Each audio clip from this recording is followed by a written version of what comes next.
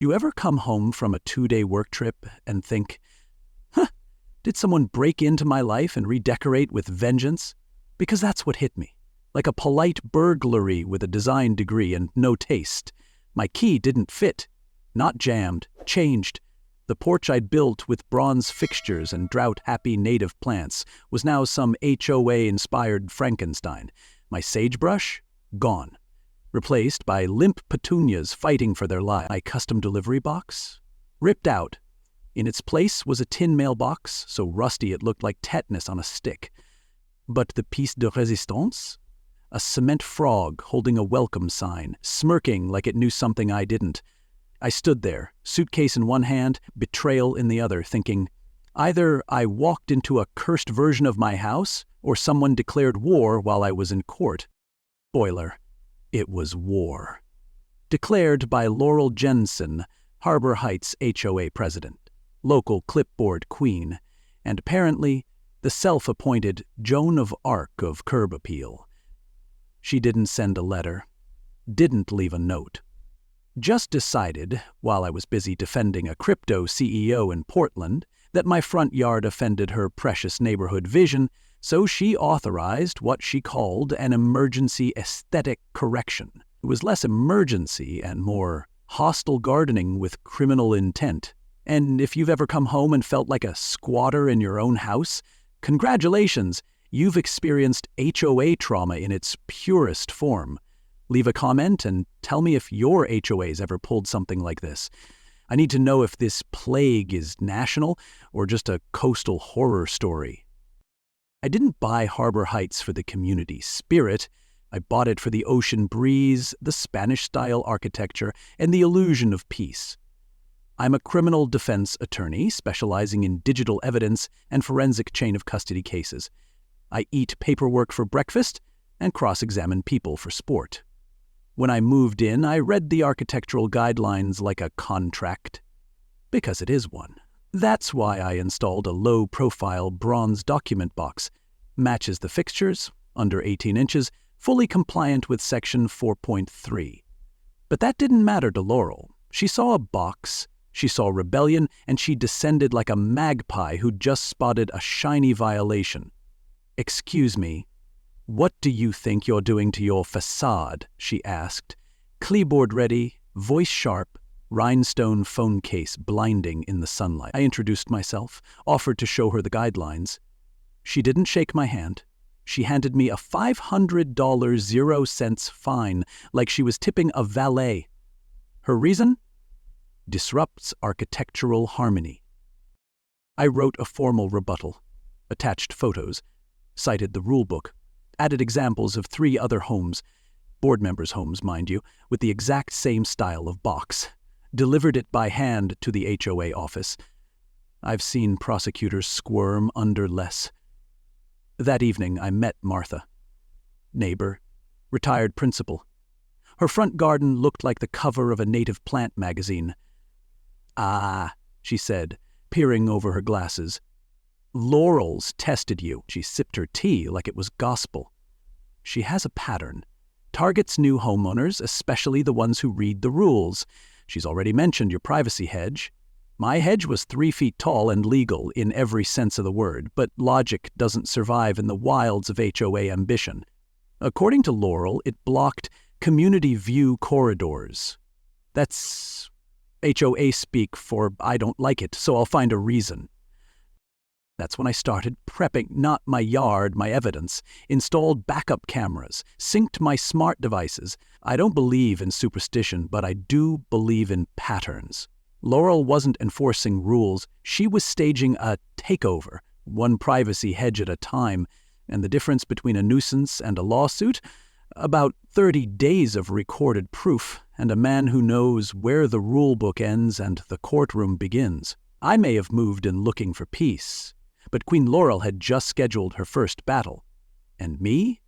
I wasn't about to lose my home to a woman who thinks a clipboard gives her divine right to ruin lives.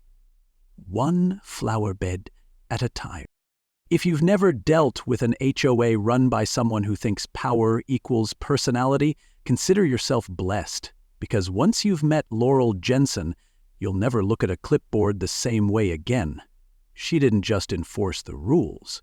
She weaponized them, not for fairness, but for theater.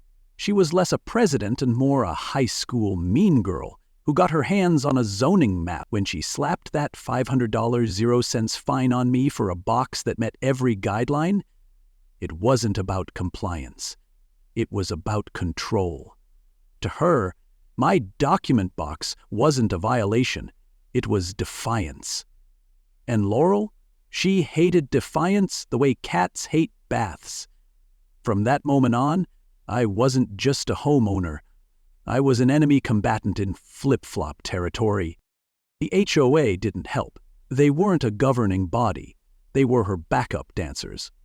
I got a formal letter denying my retroactive application for the document box, an application I never submitted.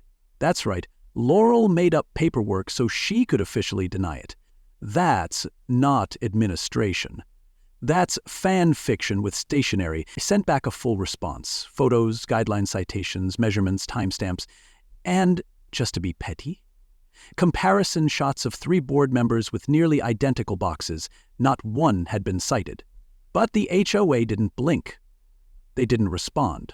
They never do, unless it's with a fine or a threat, because under Laurel's reign, the HOA wasn't about property value. It was about ego value. And anyone who didn't worship her aesthetic vision was a problem to be fined, shamed, or quietly steamrolled. Martha warned me about the monthly meeting. "She's coming for your hedge next," she said, handing me the agenda like it was a subpoena. I showed up expecting awkward small talk and boring debates about recycling bins. What I got was Laurel's one-woman HOA circus. The meeting was held at the community center. Sunlight, ocean views, and the smell of passive aggression in the air. Laurel sat at the head table like she was auditioning for a reality show called Tyrants of the Cul-de-sac. She wore a floral blazer that clashed with itself and opened the meeting like she was reading the State of the Union. By the time my name came up, the room felt less like a meeting and more like a firing squad with folding chairs. I presented my case, calm, precise, rule citing, photo back, lawyer-level thorough. But Laurel didn't care. She cut me off halfway through my explanation, waving her clipboard like it was a royal decree. "The committee has discretionary authority," she snapped, eyes darting to the board member she'd hand-picked like a middle school dodgeball team. Then she called for a vote. No discussion, no questions. 4 hands rose, hers and 3 silent extras who may as well have been animatronic parrots. "Motion passes," she declared, already moving to the next agenda item like she hadn't just rewritten the rules on the fly.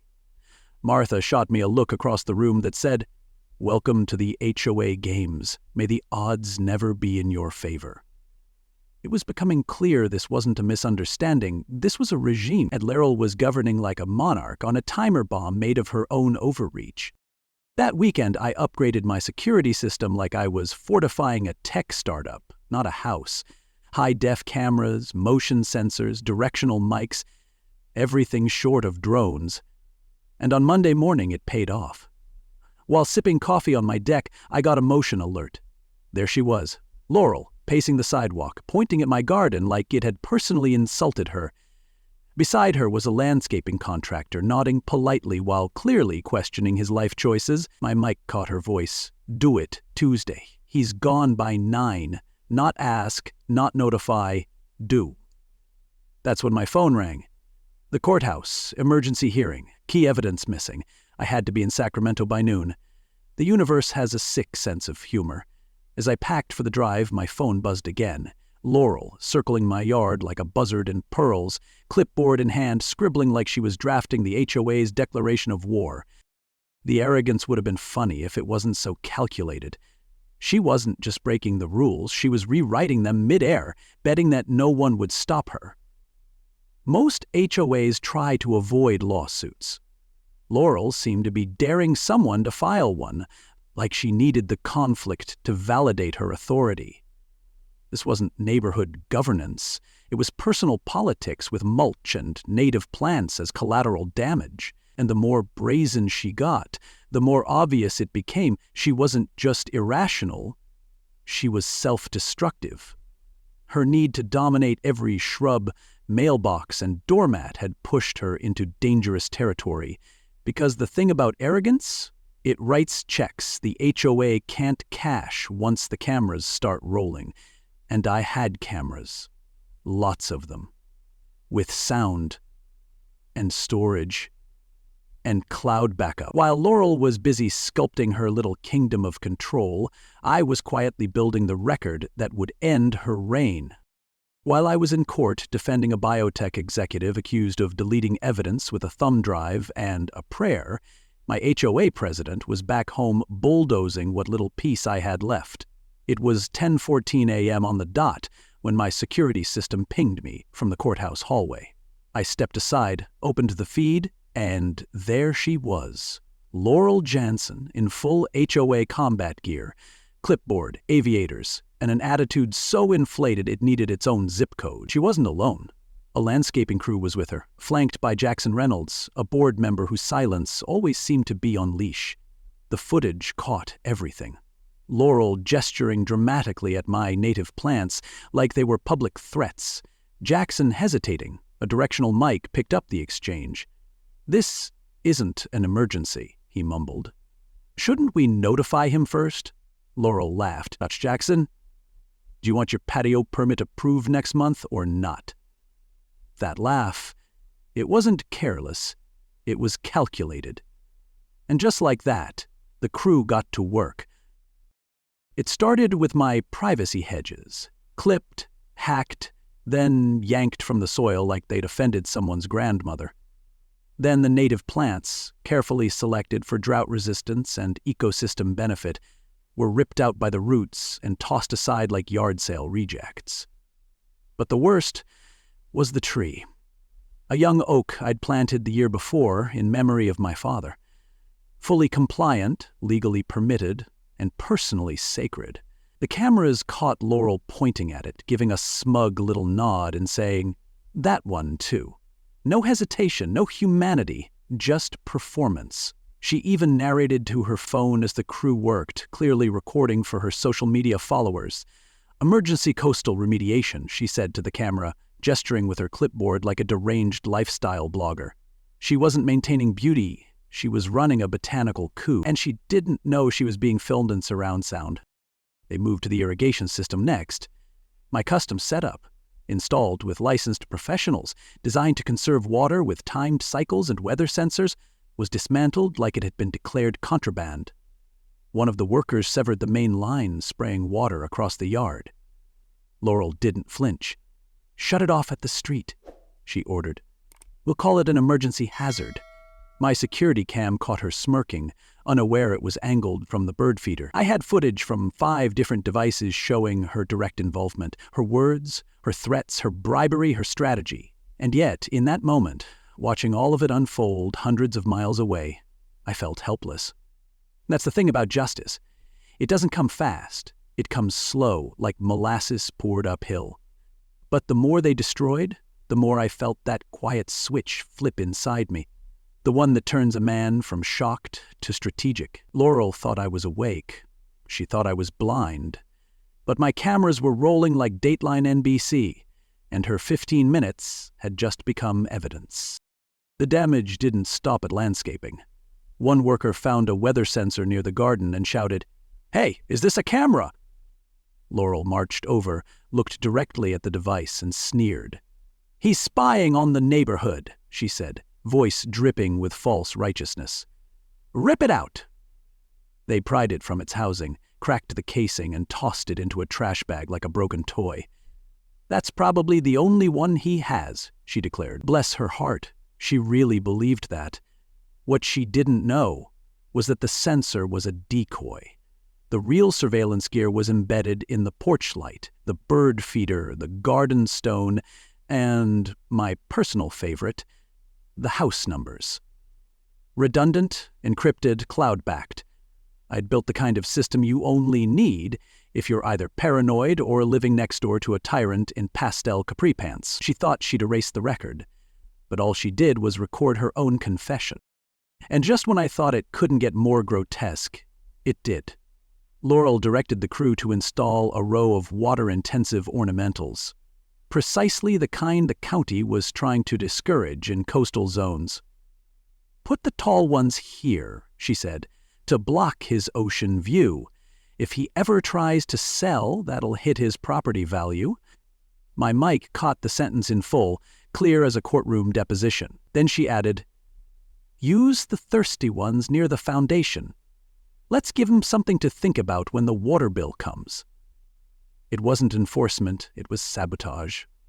Calculated, filmed, and executed with the smug confidence of someone who's never been challenged. But the thing about people like Laurel, they don't check the mirror until it cracks. And this time she was staring straight into a lens she didn't even know was watching. I called Martha as soon as I could. "They're out front right now," she confirmed. "Tearing it all up. Laurel's calling it a watershed hazard, said you'll be billed for the emergency remediation." I emailed the HOA board with a cease and desist and attached screenshots from the footage. Got an auto-reply from Laurel's email, "Out of office." Of course, my call to the local sheriff, useless. The deputy shrugged it off as a civil dispute. "HOAs have certain rights under property covenants," he said. "Sure, and cults have bylaws too. Doesn't make 'em right." I was tired, furious, but I wasn't broken. Because as they packed up and drove off, leaving muddy footprints where my dignity used to be, I wasn't just a man with a destroyed yard. I was a man with receipts. And Laurel Jensen? She'd just filmed the opening argument in the case that would bring her empire down. She thought HOA bylaws were her personal spellbook. I'd turn them into a case file, and not just any file. The kind you carry into court with tabs, timestamps, and a highlighter in every shade of "you messed with the wrong guy."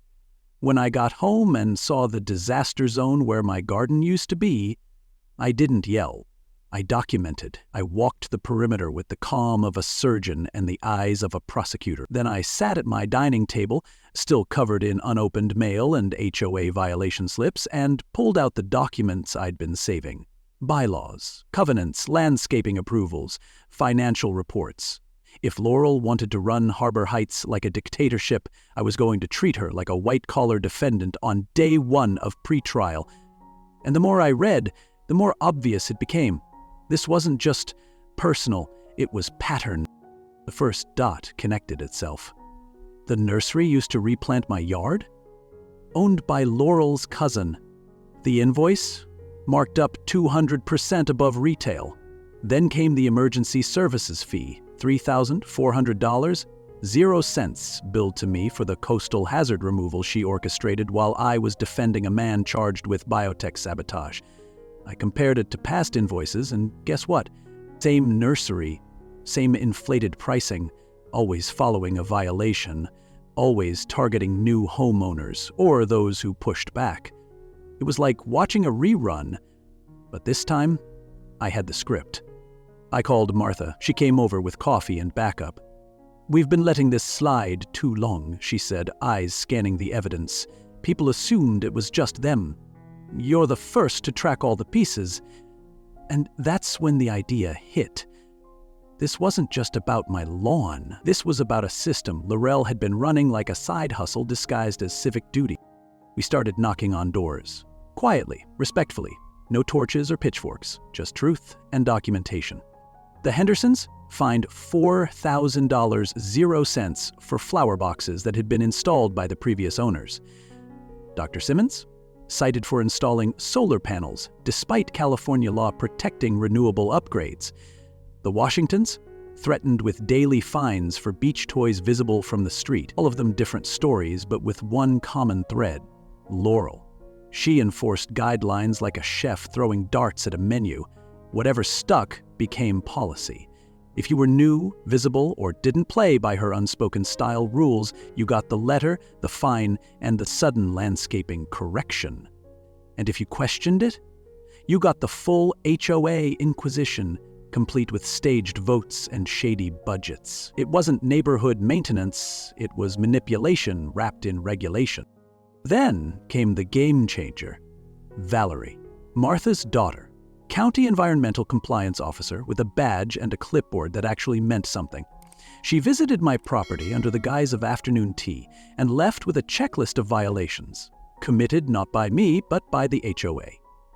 "These new plantings," she said, pointing to the water-hungry ornamentals now drooping in the sun, "they violate coastal conservation codes in 3 different places. Your original garden was fully compliant and frankly preferable for the ecosystem." She pulled out her phone, snapped photos, and promised to file a report. "Let me know if you need a formal statement," she added. "This isn't enforcement, it's ego landscaping at the expense of county regulations." And just like that, I had legal reinforcement. Laurel might have had her board, but now I had the county. And the contrast between our clipboards? Mine came with consequences. Over the next week, we built what Martha called the dossier of doom. It wasn't just my footage or my invoices. It was a neighborhood-wide case file, complete with witness statements, historical violations, board meeting transcripts, and a color-coded spreadsheet that would have made a forensic accountant weep with joy. Jackson, the board member who'd watched the destruction with barely concealed regret, texted me late one night. "You didn't hear it from me, but Laurel has been authorizing vendor contracts without full board votes. She controls the calendar and only brings items up when her loyalists are present." I asked if he'd be willing to talk. He replied with a single word: "Soon." That was enough. Because every good case has a tipping point, and Harbor Heights, it was starting to lean. Funny thing about truth, it doesn't knock down the door, it seeps under it. By the time we reached the end of the week, we had 6 families, 14 documented violations, 3 inflated service invoices, and 1 county official who looked like she was ready to testify in a courtroom if it came to that. I labeled each tab, indexed each clip, and prepared a timeline that showed exactly how Laurel had twisted the role of HOA president into a side gig in power tripping. Every violation connected. Every HOA horror story echoed the next, and every petty citation added one more nail in her procedural coffin. The only question left was when to make it public. Because if I was going to take Laurel down, I wasn't going to do it behind closed doors. I was going to do it under the fluorescent lights of an HOA meeting where her gavel couldn't save her and her board couldn't look away. She summoned the town to shame me. I turned it into her deposition. The emergency HOA meeting had been called with the kind of urgency usually reserved for gas leaks or scandalous affairs involving golf carts. Laurel wanted a crowd, and oh, she got one. Word had spread fast. Text chains, dog-walking gossip loops, passive-aggressive next-door threads.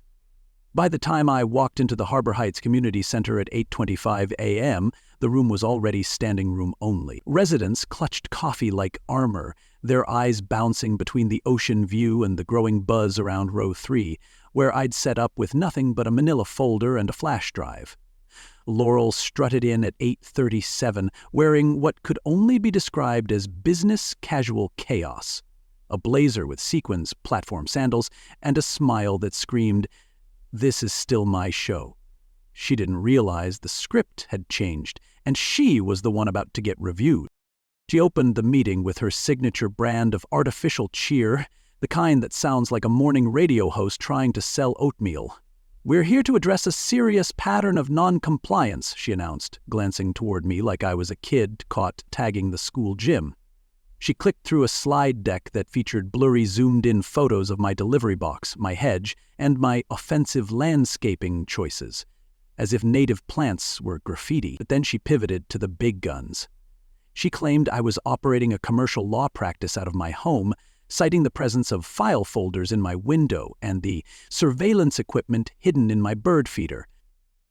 "This threatens our community values," she declared, the word values shaking under the weight of her own hypocrisy. I didn't flinch. I waited, because when you let someone dig their own hole, you don't interrupt them mid-shovel. Then she made the mistake, and I have photographic proof of legal files visible inside Mr. Rhodes's home, she said, holding up a printed image, snapped through my window using what I knew had been an extended selfie stick. A few heads turned. My stomach didn't drop. It steadied. Because in that one sentence, she'd walked into a legal trap that I didn't even need to set. I raised my hand calmly. "Point of order," I said. HOA Bylaw 7.3 grants any homeowner facing fines equal time to present evidence and respond to allegations. Is the board intending to modify this right today? The room quieted. One of the board members whispered to Laurel, who smiled through gritted teeth. "Of course not," she replied. "You may proceed, Mr. Rhodes." And just like that, the projector became my gavel. I took the flash drive from my folder and handed it to the HOA tech volunteer. Some poor high school senior who looked like he wanted to disappear into the carpet. The first slide, side-by-side comparisons of my property and other homes with identical features, none of which had ever been cited. Then came the invoices from Laurel's cousin's nursery. Then video footage, Laurel directing the landscaping crew, giving exact times, ordering the water shut off, laughing about blocking my ocean view. Each clip had timestamps, audio transcripts, and footnotes citing specific HOA sections. By the time I reached the county ordinance violations, residents were no longer sipping coffee, they were gripping their armrests. I called attention to the inflated emergency landscaping charges billed to me and the lack of any vote or approval record from the board. Jackson Reynolds, the board treasurer, stood up. "I can confirm that these charges were never reviewed by the full board," he said. "In fact, Laurel has bypassed protocol on multiple occasions." The temperature in the room shifted. Laurel was sweating under that sequin blazer, and no amount of jargon could fix that. Then came the closer. I showed the footage of her photographing my office window, her voice on mic, narrating her social media post about catching me in the act, and then I spoke directly, not to her but to the room. "You've seen the photos, you've heard the audio, you've read the bylaws. What you haven't heard is a single valid reason for why my permitted garden, my secure mailbox, and my basic property rights were violated without due process." I paused, holding up a printout of the county inspector's report, Valerie's signature clearly at the bottom. Not only was my original landscaping fully legal, it was environmentally preferred. The replacements she installed? Those violate county law. I looked at Laurel. This wasn't enforcement. It was harassment disguised as policy. There was no applause, just the silence of realization, that moment when a mask falls off and no one rushes to help put it back on. Laurel scrambled. She called for an immediate vote to fine me for public disruption and unauthorized surveillance. 3 hands went up, hers and her 2 loyalists. But then, as if scripted by divine comedy, the back doors opened and in walked Valerie, in full uniform, clipboard in hand. "Before any vote is finalized," she said, walking to the front, "the county would like to enter into the record the following violations committed by the HOA leadership." She spoke for 5 minutes, cited codes, showed photographs, used the word non-compliant more times than I could count. When she finished, she handed copies of the report to every board member, including Laurel, who looked like someone had unplugged her. The silence cracked. Residents stood up, demanded financial audits, demanded resignations, demanded answers. One older gentleman called it a dictatorship in flats, and I nearly smiled. I didn't gloat, I didn't raise my voice, I just packed my folder, nodded to Valerie, and walked to the back of the room, while Laurel tried to shout over the growing din. But the volume wasn't hers anymore. The mic had passed, quietly, legally, methodically. And when justice takes the mic, the performance ends. What happened next wasn't up to me. But something told me the board wouldn't be leaving this meeting with the same president they arrived with, because some people fall hard. But Laurel? She fell so fast, I swear I felt the wind. The HOA was never the enemy, it was who we let run it. Turns out the rules weren't broken, they were just twisted, repackaged, and handed back to us with a rhinestone smile and a clipboard that doubled as a scepter. After the meeting, Laurel tried to spin it, claimed it was all a misunderstanding, a misinterpretation of procedural protocol, as if her voice on camera ordering a privacy hedge massacre was somehow interpretive dance. But the room wasn't buying it. A week later, she was fined by the county for environmental code violations, 2 weeks later, she stepped down from the board, citing mental health reasons and the need to focus on healing. And by the end of the month, her name had quietly disappeared from the HOA website, like a typo someone finally corrected. But this wasn't a happy ending, not yet, because the real damage wasn't just to my yard, it was to the community's trust. And if we wanted anything resembling peace again, we had to start from the roots. That's when Martha stepped forward. Reluctantly, she was nominated for HOA president by a group of longtime residents who'd grown tired of passive leadership and procedural gymnastics. "I never wanted to get into politics," she said at our first meeting, "but I've seen what happens when you leave the gate unguarded." Martha didn't come in with glitter or speeches. She came in with paper, a pen, and a list titled Common Sense. She rewrote the approval process with clear timelines and written explanations. She implemented a peer review appeals system, one that didn't rely on Laurel's hand-picked inner circle. She made the budget public, right down to the dollar, and posted vendor contracts on the community board. And you know what happened? People started showing up. Not to complain, but to volunteer. When trust gets a pulse again, it doesn't just wake up, it stands up. We didn't stop at board reform. We started holding monthly Know Your Bylaws sessions, led by yours truly. I figured if I could teach a jury how metadata reveals a forged confession, I could teach my neighbors how to read the fine print on a fence permit.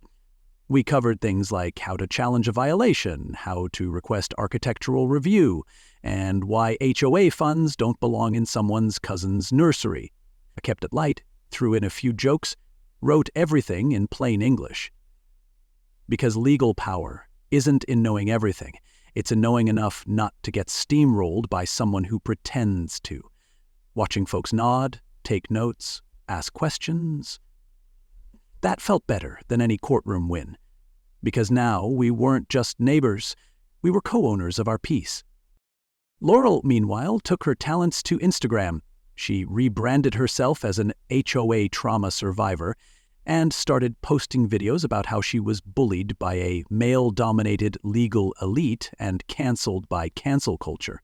One video showed her crying next to a cactus, talking about resilience. Another featured her packing up a rhinestone clipboard into a storage bin with a voiceover that said, "Some queens give up the crown to save their soul." Comments were turned off. No one in Harbor Heights followed the account, but every now and then someone would spot her driving slowly through the neighborhood, filming homes from her car window like a lost location scout. Valerie filed a formal complaint about that, citing the restraining order Laurel eventually earned after uninvited HOA surveillance. The irony of the self-proclaimed privacy advocate being cited for stalking? Let's just say justice doesn't always need a gavel. Sometimes it just needs Wi-Fi and a timestamp. Valerie's involvement didn't end there. She submitted a formal report to the county's Housing and Environmental Oversight Committee. A recommendation: new county-level regulations to prevent unchecked HOA actions, independent audits, transparency mandates, and homeowner rights to third-party review in cases of landscaping or architectural disputes.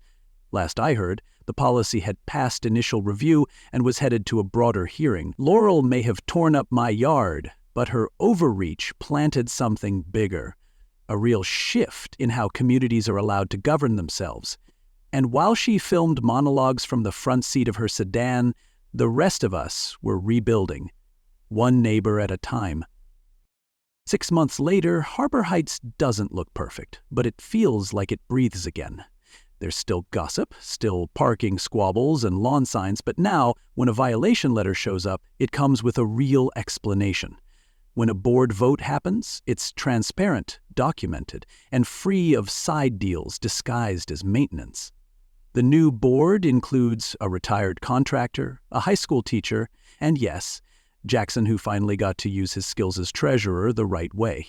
We planted a new native garden at the entrance to the community, designed with input from local environmental experts and volunteers from the neighborhood. And on warm Saturday mornings, you'll find us out there, pulling weeds, swapping stories, arguing about mulch, not out of fear, out of ownership. At our most recent community potluck, Martha raised a toast. "To surviving the glitter dictatorship," she joked, raising her lemonade. We laughed, but then she turned to me. "And to Franklin," she added, "for reminding us that knowing the rules is the best way to keep people from using them against you." I didn't say much, just smiled and took a bite of someone's questionable ambrosia salad. But in that moment, watching the neighborhood toast with plastic cups under string lights and Pacific breeze, I realized something. We weren't just a community again. We were a community that had learned. And learning sticks harder than landscaping. It grows back stronger, rooted.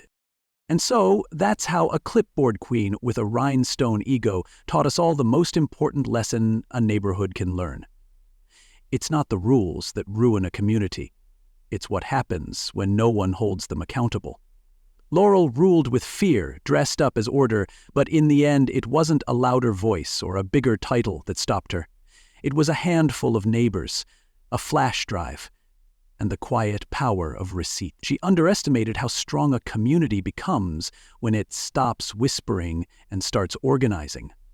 She underestimated me, and she underestimated you. Every homeowner out there who's ever felt outnumbered, unheard, or bulldozed in their own front yard, if there's one thing I hope this story leaves you with, it's this. Don't give up your rights just because someone speaks with authority. Learn the rules, share the knowledge, and when someone tries to turn a community into a kingdom, don't just complain. Document, unite, fight back smart. You don't need to be a lawyer to protect your home. You just need to be someone who refuses to be quietly pushed aside. We didn't just restore a yard. We restored the soul of a neighborhood. And we didn't do it with outrage. We did it with evidence. So if this story hit home, if you've ever opened a violation letter and felt your stomach drop or watched a petty tyrant play God with your fence line, leave a comment below, tell us your story. You're not alone, and your voice matters. And if you found value in what we shared, hit that like button so more folks like you can find it too. Subscribe to the channel so you don't miss the next episode, because, trust me, we've got more unbelievable stories coming your way. This one started with a frog statue and a broken key, but it ended with a community that stood up, spoke out, and built something better. And if that's not a good reason to stick around, I don't know what is.